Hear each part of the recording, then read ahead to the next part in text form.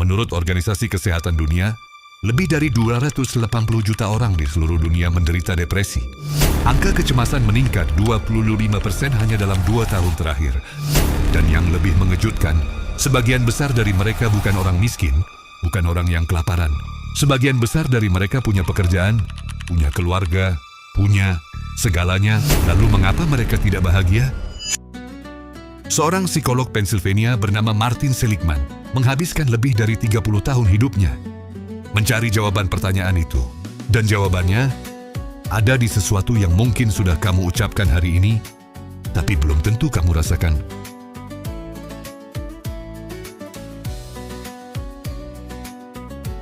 Martin Seligman adalah pendiri psikologi positif, cabang ilmu yang khusus mempelajari bukan penyakit jiwa, tapi apa yang membuat jiwa manusia benar-benar berkembang dan bahagia. Dan dari puluhan variabel yang ia teliti, kekayaan, status, hubungan, dan prestasi, satu variabel ini terus muncul sebagai yang paling berpengaruh. Tapi bukan sekadar perasaan senang.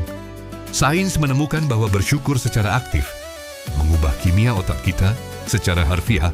Ketika kita merasakan dan mengungkapkan rasa syukur, otak melepaskan dopamin, neurotransmitter yang membuat kita merasa baik dan termotivasi.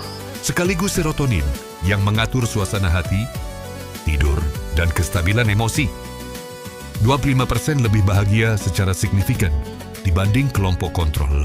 16% lebih sedikit gejala fisik penyakit pada kelompok yang bersyukur. 19% lebih banyak waktu olahraga. Syukur mendorong gaya hidup sehat. Robert Emmons dari University of California melangkah lebih jauh. Ia membagi peserta penelitiannya menjadi 3 kelompok. Satu kelompok menulis hal-hal yang mereka syukuri setiap hari. Satu kelompok menulis hal-hal yang mengganggu mereka. Dan satu kelompok menulis hal-hal biasa. Hasilnya mengejutkan seluruh komunitas ilmiah. Namun ada pertanyaan penting yang tidak terjawab oleh para peneliti barat ini. Apakah syukur kepada Allah? Syukur yang diarahkan langsung kepada Sang Pencipta. Bukan hanya kepada alam semesta secara abstrak, memberi efek yang berbeda? 2 peneliti dari International Islamic University Malaysia memutuskan untuk mencari jawabannya. Dan ini bukan satu-satunya suara dari dunia Muslim. Imam Ibnu Qayyim al-Jauziyah, ulama besar dari Damaskus, abad ke-14, sudah menulis sebuah karya monumental berjudul Uddatas Sabirin wa Dhakhiratas Syakirin, bekal orang-orang yang sabar dan simpanan orang-orang yang bersyukur. Ia menulis lebih dari 600 tahun sebelum laboratorium Seligman ada.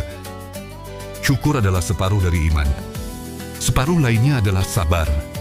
Sains baru menemukan mekanismenya. Islam sudah tahu nilainya sejak berabad silam.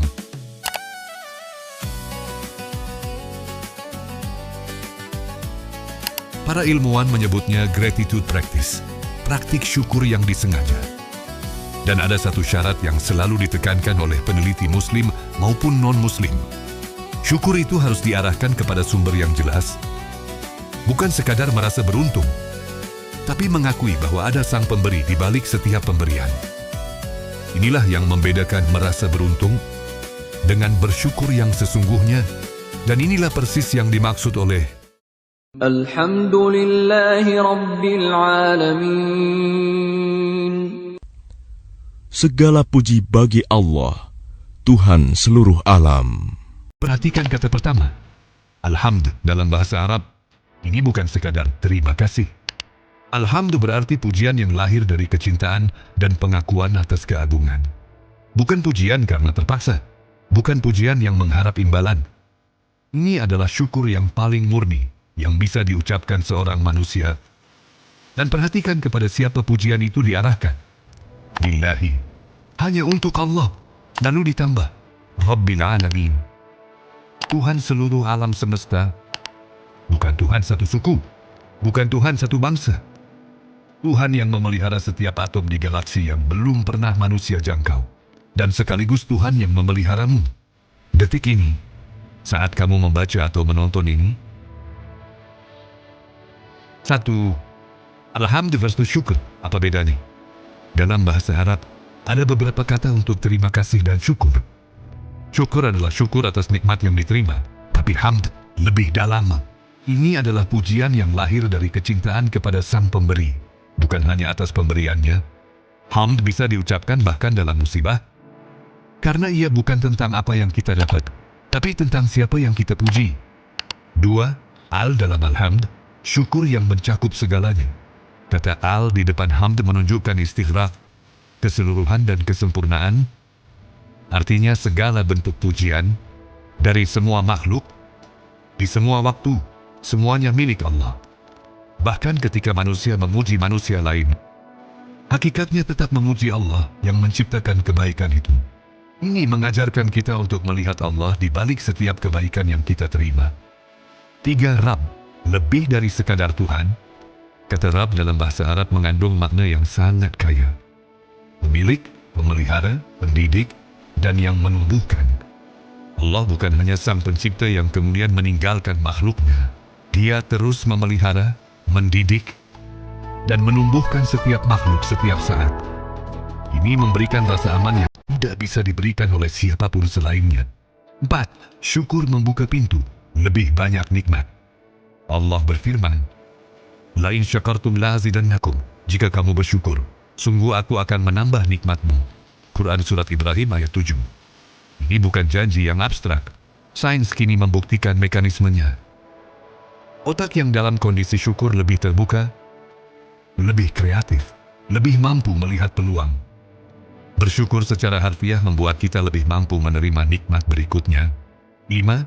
Alhamdulillah dalam kesulitan, inilah puncaknya. Para sahabat dan ulama mengucapkan Alhamdulillah, bahkan dalam musibah. Nabi Ayyub alaihissalam, atau seseorang yang sakit, tapi akhirnya lebih dekat dengan keluarganya. Pengusaha yang bangkrut tapi menemukan hikmah. Inilah puncak syukur. Bukan hanya bersyukur atas nikmat yang menyenangkan, tapi menemukan nikmat di balik yang tampak sulit. Mari kita lihat apa yang terjadi ketika kita menyandingkan kedua perspektif ini. Sains tidak sedang membuktikan Al-Quran. Al-Quran tidak butuh pembuktian dari laboratorium manusia. Tapi apa yang terjadi adalah ini. Sains dengan segala keterbatasannya sedang berjalan pelan-pelan menuju sesuatu yang sudah ada sejak 14 abad lalu. Dan setiap kali mereka tiba, Al-Fatihah sudah ada di sana, menunggu. Ada sebuah eksperimen sederhana yang dilakukan Martin Seligman, yang ia sebut sebagai 3 good things. Setiap malam sebelum tidur, tuliskan 3 hal yang berjalan baik hari itu. 3 hal, sekecil apapun, dan jelaskan mengapa hal itu bisa terjadi. Hasilnya, dalam 2 minggu saja, peserta mengalami peningkatan kebahagiaan yang signifikan. Dalam 6 bulan efeknya masih terasa. Sebelum hari ini berakhir, tanyakan pada dirimu, berapa kali saya mengucapkan Alhamdulillah hari ini? Dan berapa kali yang benar-benar saya rasakan? Adakah satu hal sulit yang terjadi dalam hidup saya belakangan ini, yang mungkin menyimpan nikmat yang belum saya lihat? Jika Allah benar-benar Rabbil Alamin, pemelihara seluruh alam termasuk hidupku, apa yang berubah dari cara aku memandang masalahku? Tantangan minggu ini, setiap malam sebelum tidur, tuliskan 3 nikmat hari ini. Dan untuk setiap nikmat, tambahkan Alhamdulillah ya Rabb. Bukan di kepala, tuliskan. Lakukan 7 hari. 1 nikmat yang paling sering kamu lupakan untuk disyukuri. Lalu rasakan apa yang berubah. Dan ceritakan di kolom komentar. Saya ingin membacanya. Di episode pertama, kita menemukan bahwa Bismillah adalah cara otak diriset ke kondisi terbaiknya. Di episode kedua ini, kita menemukan bahwa Alhamdulillah adalah latihan jiwa yang paling kuat yang pernah ditemukan ilmu pengetahuan. Dan Al-Quran sudah mengajarkannya jauh sebelum sains ada. 7 ayat ini bukan sekadar bacaan salat. Mereka adalah panduan untuk jiwa yang ingin hidup sepenuhnya. Di episode berikutnya, kita akan membahas sesuatu yang mungkin tidak pernah kamu bayangkan sebelumnya.